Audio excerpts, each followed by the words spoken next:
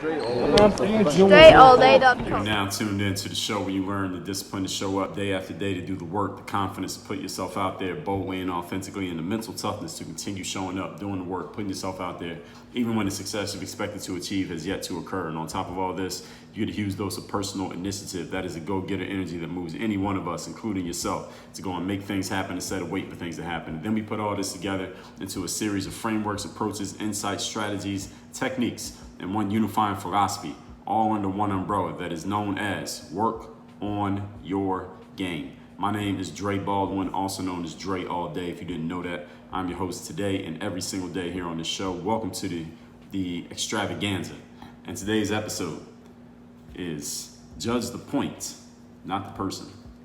This is a very useful topic, especially in the world that we're in today, in the world that it looks like we're going to be in for the foreseeable future, where everyone has the ability to share their opinion on any subject, and anyone has the ability also to give their opinion on your opinion of that subject.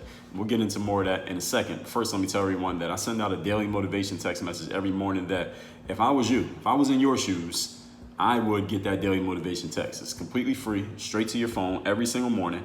And the only way to get it is all you have to do, very simply, is just text me right now at my text number. And that's the number that I'm going to text you from every morning.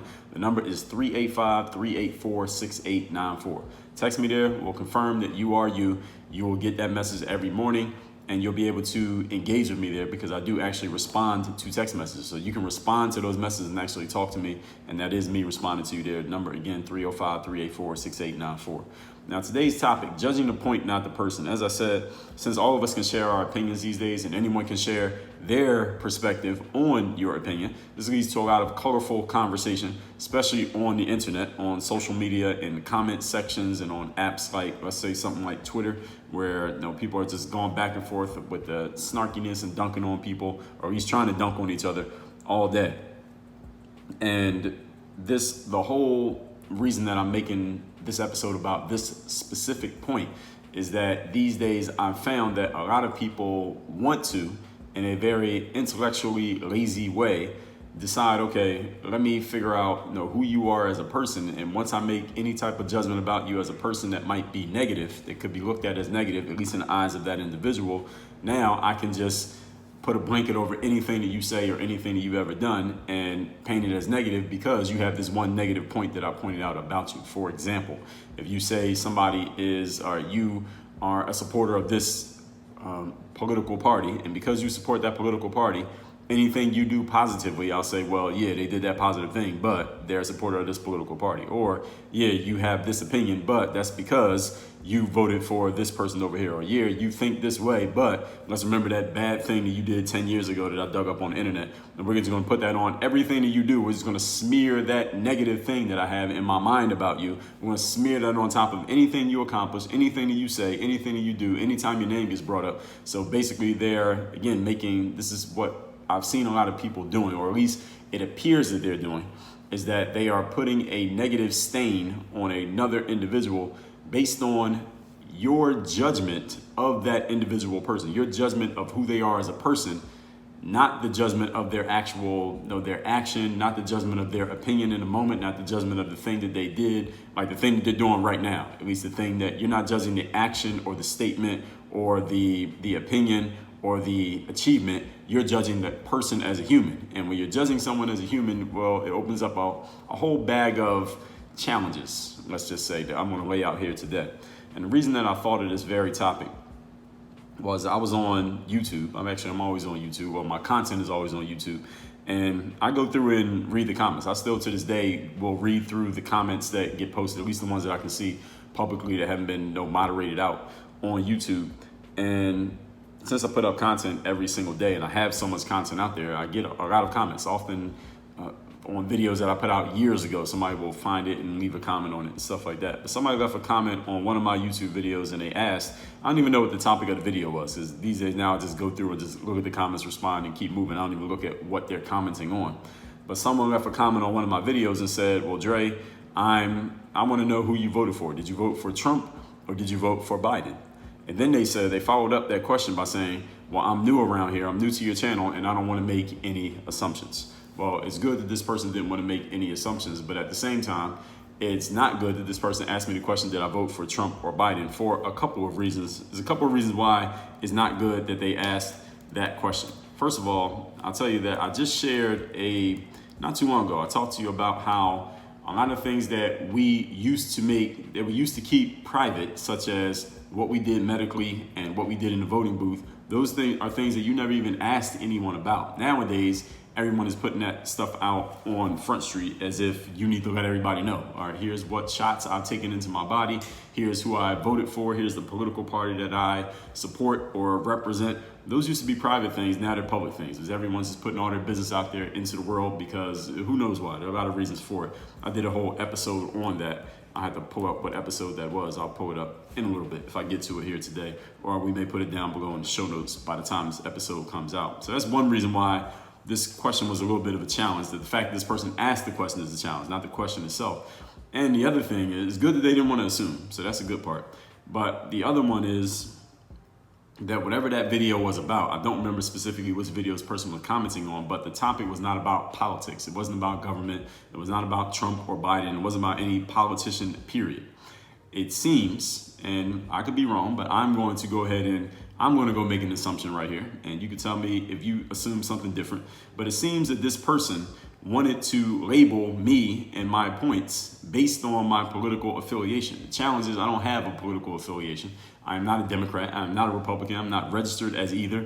If I'm registered as anything, I'm registered as an independent, which means every vote that I make will be earned by whatever politician I choose to vote for. But this person was saying, well, who'd you vote for? Even though I wasn't talking about voting, I wasn't talking about politics. So I guess they were looking for a way to label me. All right, well, since you voted for this person, anything you say on this topic, I'm going to discredit. Or if you voted for this person, anything you say on this topic, maybe they were going to support it. Maybe they're going to be okay with it. Had nothing to do with what I was actually talking about in the video. But this is normal behavior these days. This is not an outlier what this person was doing. This is something that people are doing all the time. So my aim today in this episode, through what I'm going to share here today, is to help edit that behavior. We're going to help edit and remove that kind of behavior to where people can actually judge the point that somebody's making. If you disagree with somebody's point, then just disagree with their point. You don't have to say, all right, well, we know that this person is wrong because they support this party or they voted for this person, or here's something negative about them that I'm going to put up, or here's some joke that I'm going to make about them, or here's something I'm going to say about them that says, all right, we can laugh at them and discredit everything about them simply because it's one thing that, whether it's real or imagined, something that you had to create that we're going to point out that just makes them non-credible. Let's get into our points. So I don't want to step on anything I'm going to say here today. Point number one. The topic, once again, is judge the point, not the person. If you disagree with somebody's point, then attack the point. Attack the point that they made, but do not attack the person as an individual. Now, this can be hard to do sometimes, especially for those of you who may get into an emotional state over a certain point. Let's say the topic is, how many topics make people emotional these days? Politics is one, any type of social issues, anything that involves gender, that's another thing that gets people, anything that involves medicine nowadays. Now people are getting emotional over medicine. What another person does with their body medically, that has become a hot button issue. So any of these topics that get people emotionally triggered, and we know that there are many of them these days, when that type of point comes up, what happens is, because people are emotionally triggered, instead of thinking logically, which will lead you to attacking the point that the person made, instead people are thinking emotionally. And when people are thinking emotionally, they go to just the first thing that their emotions are pointing towards, which is, let's just figure out a way to judge this person as an individual, because if we can judge them in a negative way individually, now anything that they ever say in the future, we can just completely discredit and throw away. We don't have to listen to, because look at this negative thing we made. Look at this negative thing we noticed about this person's character. This is what people are doing these days. My suggestion, though, is that you do the other thing, control your emotions and judge the person's point if you disagree with the point. Utilizing your critical thinking skills, which we covered in episodes 1826 and 1827. Also your logic. Ask good questions. Utilize critical thinking skills and logic. Ask the person questions about their point. Ask them about their perspective. Ask them how they came about their perspective. Maybe, just possibly, you might learn something. Maybe this person, because you asked them logical questions, not emotionally charged questions, you were willing to listen to them, and now, miraculously, magic formula, they may be willing to listen to you. And then you can have something called a conversation. Not an argument, but a conversation with this person. When your questioning starts with, as this person in the YouTube comments did, starts with things about the person, about that person as an individual that have nothing to do with the actual point that they made. In today's climate, it makes it look like, at least to me, that you're looking for a reason to dismiss anything that they said, like this person was doing. Now again, the YouTube comment section is not representative of all human beings. It's probably the worst representation of all human beings, the YouTube comment section. But this person's example gave me the idea for this episode, so we can be glad that they exist, even though it might be better if they didn't. I replied to this person with exactly what I'm telling you right now, and I let them know, listen, well, who I voted for, first of all, is not your business. Second of all, there was more than just Trump or Biden running for office. Third, there's the option of not voting for either one or not voting at all. Maybe I didn't even participate in voting. Maybe I'm not an American citizen and don't even have a vote. You don't even know. This person didn't know any of these things, so he's asking us something question that was limiting me to 2 options when there were more than 2 options. So I told him just that, and this person didn't engage any further. And I said I was going to do a whole episode talking about exactly what I'm talking about here today. So maybe this individual got the point. Maybe they didn't. We will never know. Who knows if this is even a real person? It might have even been a bot. You never know these days on the internet. But let's move on to point number 2. Today's topic, once again, is judge the point, not the person. If your question of a point, meaning your questioning of somebody's points or your own counterpoint, is strong enough, you never need to attack the person who made the point. You never need to attack their character. You never need to attack their personality. You never need to make any insults. You don't need to dredge up anything negative that you could think about them from their past to try to make them look bad, to discredit anything that they said. You can just judge the point that they made, and you can beat them just on that. You can beat them. The merit of your questioning will be stronger than the merit of their point, and you can win just on that. You don't need to pull out any other tricks to, quote unquote, win the conversation. I'll give you an example. There's a former NFL player named Ray Lewis who played, many of you know who Ray Lewis is. He was a pretty well-known football player, Hall of Famer, played for the Baltimore Ravens throughout his career, won a couple Super Bowls. Now, Ray Lewis, during his career, I believe it was in the year 2000 when his team was about to play in the Super Bowl, early 2000, I think it was the year 2000. Ray Lewis was out in, I believe the city was Atlanta, and he was out with some friends. There was some kind of altercation that took place. We don't know exactly. Somebody ends up dead. Not Ray Lewis, but somebody ends up dead. And Ray Lewis was somehow, he became a suspect, and he was involved in the whole investigation into what happened. Now, Ray Lewis did not get charged, nor was he convicted of murder, but he did get charged with obstruction of justice, whatever the hell that means. In each state, there might be even different definitions of what that means.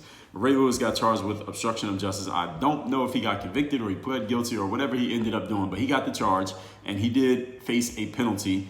I believe it was a legal penalty and a penalty from the NFL for his involvement, whatever the involvement was, in that person losing their life down in Atlanta before the Super Bowl.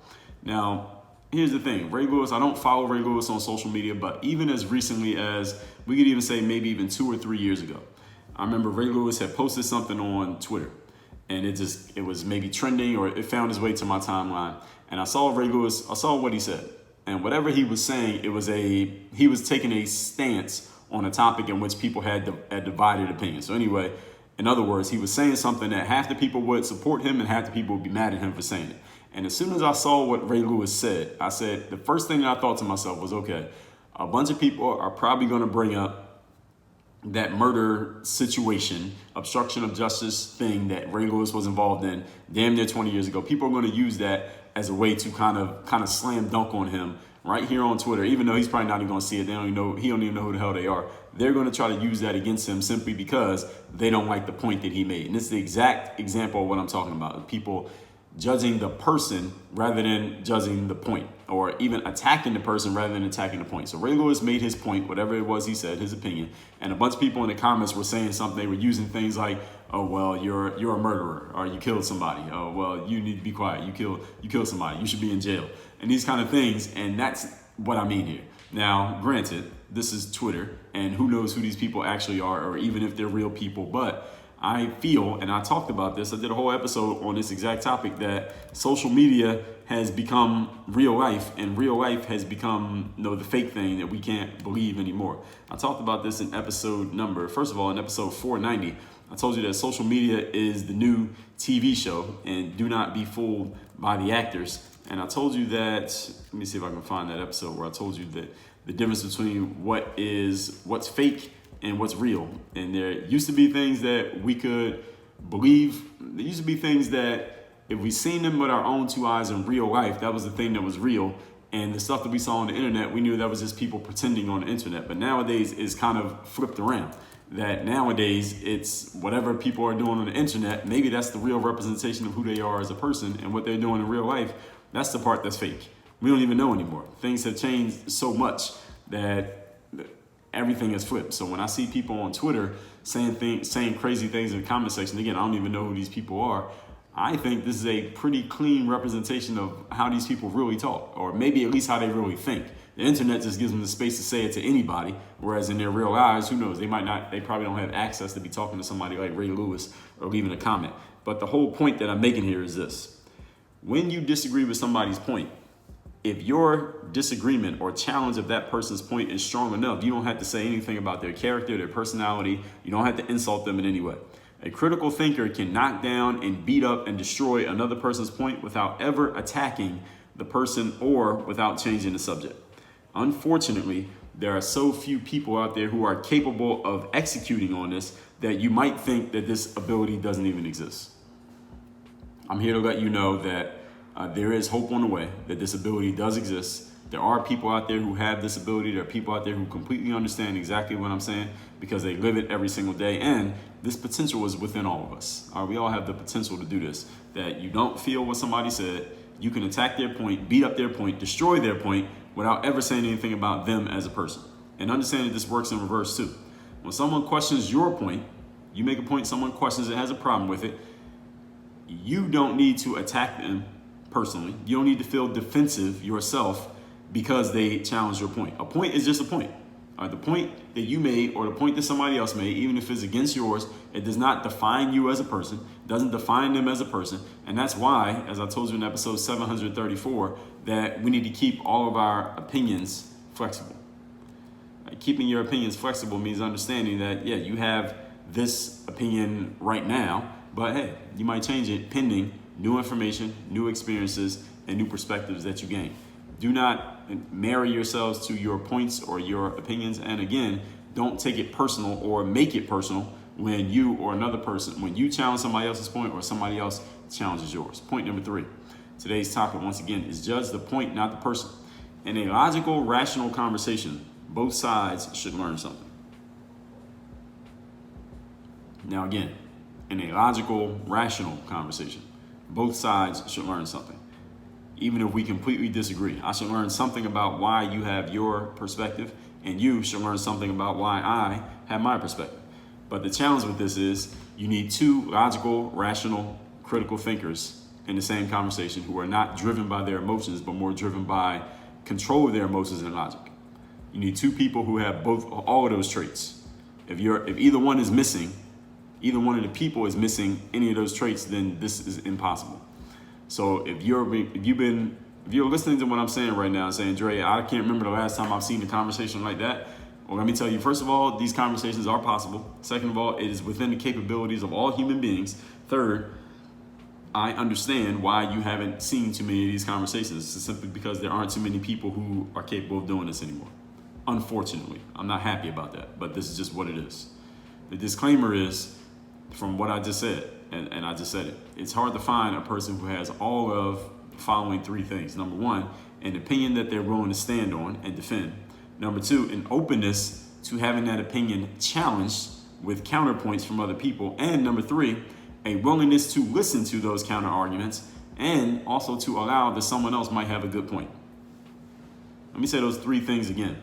That in order for you to witness or be involved in a logical, rational conversation between 2 people where both sides learn something, you need to have both sides of the conversation need to have all 3 of the following. Number 1, an opinion that they are willing to stand on and express. Number 2, an openness to having their opinion challenged with counter opinions from others. And number 3, a willingness to hear a counter argument and allow that, you know what?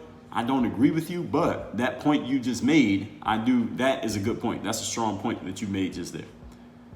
How many people do you know who have all 3 of these? They'll share their opinions publicly.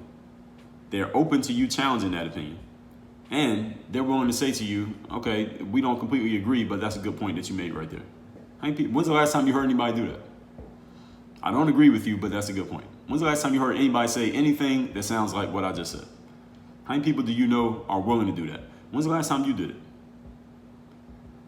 Everything that I just laid out, the fact that you need all three of these present in two different people to have a logical, rational conversation is why you don't hear too many logical, rational conversations these days. That is true and it's crazy at the same time.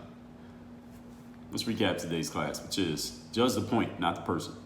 Somebody on YouTube left a comment on a video asking me who I voted for, Trump or Biden. They were limiting me to two options when there are other options, like other people who were running, like maybe not voting at all, or maybe I'm not even an American citizen who even has a vote. Maybe I'm a convicted criminal and I can't even vote. But this person was limiting me to two options and saying, well, I didn't want to make any assumptions. Well, it's good they weren't making assumptions, but it's also bad that they were even asking this question, since the topic that I was talking about had nothing to do with voting or politics or the government.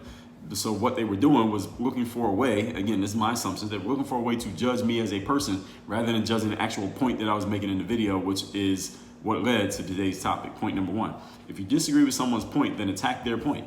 Do not attack the individual. Don't attack the person. Utilize your critical thinking skills and your logic and ask them good questions. When your questioning starts with things about the person that have nothing to do with the point, then in today's climate, it makes me think you're looking for a reason to dismiss that person, like this person on YouTube, it appeared that they were doing, or this bot on YouTube, who knows.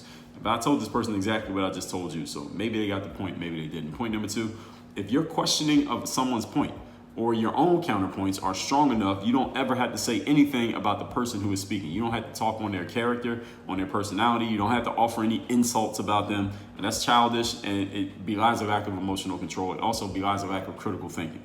Critical thinkers can knock down another person's point and completely do so without changing the subject, without attacking the person. And it also works in reverse. If you are a critical thinker and someone questions your point, you don't need to feel defensive. You don't need to attack them, because your point is just a point. All right, the point does not define you as an individual, and you keep all your opinions flexible. And you can be open about keeping your opinions flexible so that you give yourself some space to change your opinion if you so choose in the future. Number three, in a logical, rational conversation, both sides of the conversation should learn something even if they disagree. The disclaimer is it's very hard to find these kind of conversations because you need two people who have both of the following. Number one, an opinion they're willing to stand on. Number two, an openness to be challenged. And number three, a willingness to give credit to a counter argument and say that that is actually a good point, even though I still disagree with the overall argument.